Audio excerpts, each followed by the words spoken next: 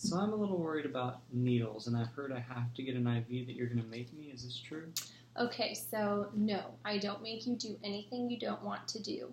There are some occasions that an IV is necessary. For example, if you're laboring and you've been laboring for a while and there's little to no progress and you seem to be really weak and very dehydrated, we might, we would talk to you about how you feel about getting an IV, explain to you why we think it would be beneficial, and just talk you through the process. And you would still get to make that decision on whether you wanted to take it or not, or accept the IV or not.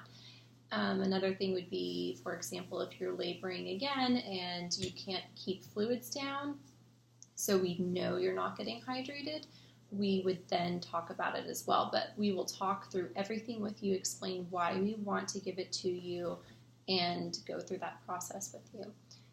Also, if you had a postpartum hemorrhage and you were hemorrhaging, if you were conscious and able, we would then, tell you what we were doing. But that's more of an emergency situation where we're still going to talk out loud about what we're doing and why, but it's not so much of a let's sit down and have this conversation. We need to move to give you the fluids, and so that would be a little different.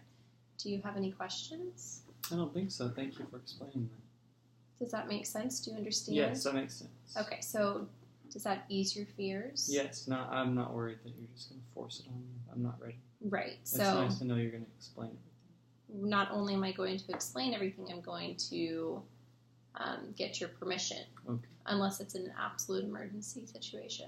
Okay, great. Does Thank you. that make sense? Yes. Great. Okay.